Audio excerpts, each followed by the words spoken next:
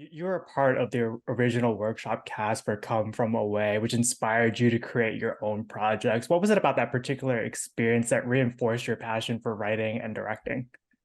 Such a great question. Well, that project was obviously very meaningful for a number of reasons and due to a number of personal influences in my life. That was one of the first projects that was developed through the Canadian Music Theatre Project at Sheridan College, where I went to school, and was the first Canadian transport to Broadway in some amount of time. So working on something that made such a splash and came from such grassroots was really, Mhm. really inspiring to witness as a student. And it made everything seem more possible as far as like creating and reaching a global audience. That show opened in a dozen countries, actually.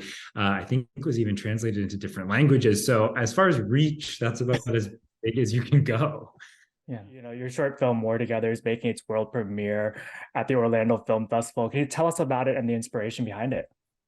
Yeah, actually, funny that you asked that first question. My introduction to Drew Gasparini and his musical work was also in school. So before we had worked on the original workshop of Come From Away, I was invited by Michael Rubinoff, who was the associate dean of arts and animation at that time, to co-direct a summer program for my Oh, cool. peers. One of my first directing opportunities, actually.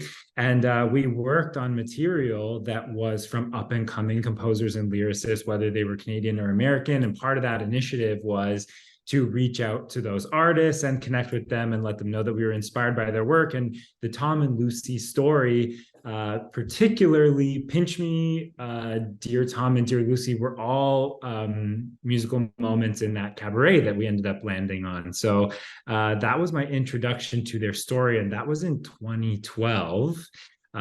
Crazy how long ago that was. And the music had just always stuck with me. It's very, very beautiful, beautiful work from Drew, and was rooted in the true story of two young people that he went to high school with. So from all that, and after Before They Were Them, and with the success of Ride, which is how we were lucky enough to meet one another, just before we went to camera for Ride, we shot More Together in the Mhm. summer in Vancouver. So that's kind of the origin story of how it came to be. That was the next question, but More Together finds you reuniting with a lot of the collaborators that you worked with before they were them.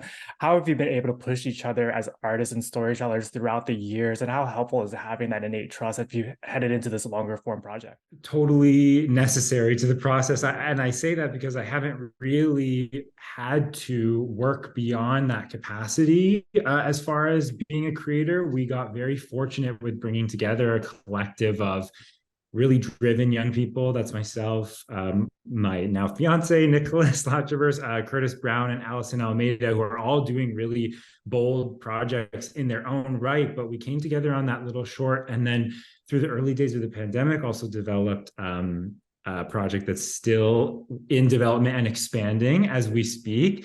But having them around to build the world around the existing music that Drew had created and really link something heartfelt and intimate meant having people around that had that same experience in real life. Mm. So we've known each other for some time. We've worked together through some really, really difficult and turbulent periods in the industry, whether that was COVID or the ongoing strikes, et cetera, et cetera. So it's been really lovely, and we continue to work together on projects that we have slated for the future. Correct me if I'm wrong, but Drew also wrote an original song for this short. What was it like getting to collaborate with him in that capacity?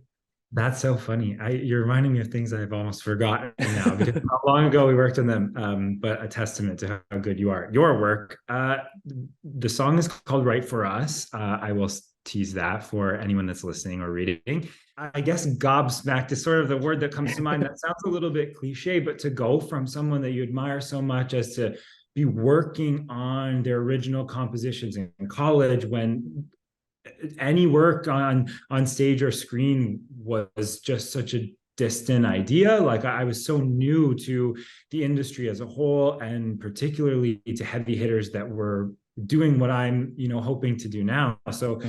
to approach Drew was thrilling. To have one degree of separation from him was very exciting. Then to have him reply, also exciting. Then to be willing to collaborate. And then by the time we were creating what is now the finale of More Together, I had pinched myself so many times. I think I became numb to the feeling, but to think that the world will get to resolve this story that's been in the Yeah. music theater ethos for so many young people for so many years, and to be part of that at all is it definitely puts a smile on my face still today. Yeah.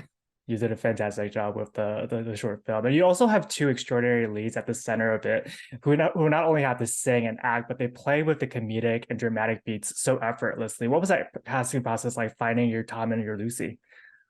Very high praise for Oscar Chark and Angela Chavez, who are Incredible. going Yeah. to go on to magnificent careers, and to have sort of discovered them in the early days is really really interesting. Oscar just did an Adam Sandler film. Angel works very frequently and has a growing resume as well. Finding them was one of the biggest challenges of the project as a whole, and I can really confidently say that they were the only two choices that we could have worked with. We did a nationwide casting in Canada between Toronto and Vancouver, and there were wonderful options. But as far as our vision for the vulnerability and naivety, but maturity that the script Mhm. required to make it central point of celebrating choice for these young people, no matter the what the world around them might want from them or tell them to do or suppose that they should do, it required this like perfect balance of wisdom and innocence that they both had in different in a yin and yang. So I think this started with how do we find them, and I think they found us is the answer to that question. Yeah, another perfect segue. But speaking of those more dramatic beats, we've talked in the past about how you create your space for yourself as an actor to tackle those more vulnerable scenes. As a writer director, how do you do that for your cast, particularly Angel with the character Lucy after she leaves the pharmacy? Yeah, so a big component of that work for me comes from prep rather than production. And I think that Mm, most people doing the work thoroughly would answer that way. So we spent a lot of time with our executive producer, Lisa Wilkie, and story consultant, Julia Wilkie, on the nuances of how to develop the story around the songs with total detail. And mm, from a directorial, like as a director, writer, and producer on this project, it was very important to me to leave my ego out of how I might like to steer the smaller, more specific moments of her journey as a young woman, because they're ones that I hadn't experienced. That said, I was very adamant about what we wanted to say with the project as a whole. So with Angel, our onset work came from a lot of discussion in prep and even in final revisions of the material. It was really, really important to me that all of the even mid-20s or young adult contributors that were helping to shape the story were also taking a step back to feeling that youthful lens. So Angel being such a young person, or Oscar, I think, being only 17 maybe when we oh shot the wow. project. It was really important to me that their real life youthfulness was part of what we were able to do. So they were always encouraged to bring like colloquialisms or slang or, modern take on things that I wouldn't know as an almost 33-year-old adult to what we were shooting, because we wanted it to feel very fresh. I think what you did so brilliantly with the writing in particular is that you don't let audiences with one emotion for too long. Was that something you were mindful of as you were beginning this process? That's very flattering. I look back on my writing of this project as a real learning opportunity as well. I won't Mm, sit here with so much pride as to say it's perfect as it is. I think what was beautiful about this was that it became the sort of pimply teenager of my directing career, as well as a mm, metaphor for the place that these young people are in. And as far as that balance I've always felt that the best drama has comedy and tragedy in Yeah. it, and I think we've almost lost that definition of what drama is. We kind of think of drama as being always serious without moments of levity. And what's wonderful about musicals as a medium is it's really, really difficult to erase humor and levity from a world, no matter how high the stakes might be. Like, there are of course even moments of humor and comedy in dark subject matter, like Les Yeah. Mis and Sweeney Todd, to famously cite a few. So I take the compliment in a very heartfelt way, because it was important that we built something in a screenplay that felt like it could translate to the music theater stage as well. Yeah.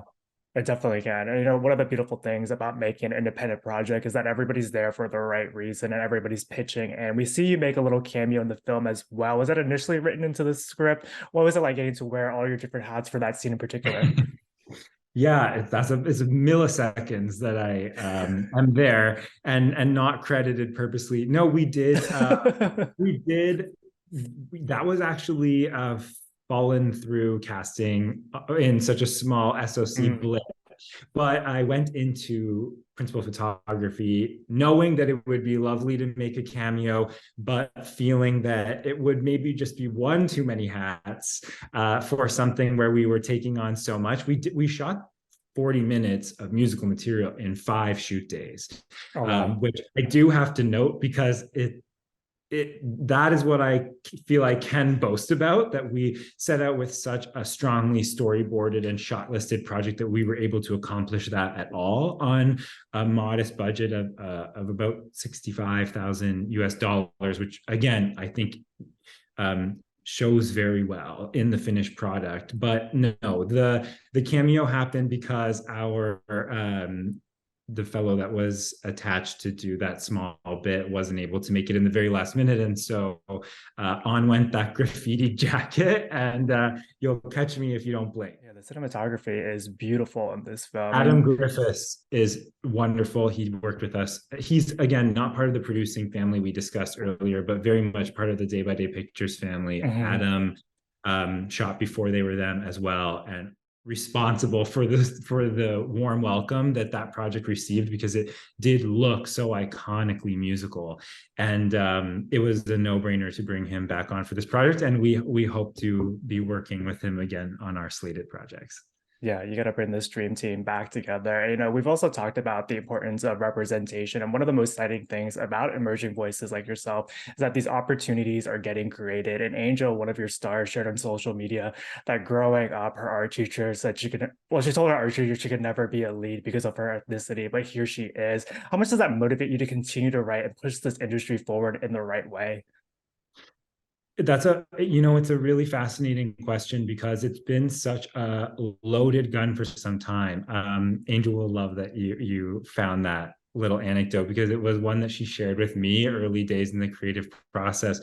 I think what has been most important to our team, and this is, you're actually ahead of the game a little bit, because we actually brought in 5 writers for our anthology feature project to write from their lived experience for Oh, 5 different cool. gendered and cultural backgrounds. But as it pertains to More Together, we as a group never wanted to tokenize anyone's experience, but make sure that we were meaningfully involving all the details of what life from a different cultural background is like. So that definitely, was part of the development between casting Angel and principal photography, and the kind of values that you might grow up with in a household that comes Yeah. from, like a Christian Filipino background versus where our originating characters came from. There's some natural overlaps there, actually, with some of the values of faith and family that happened to be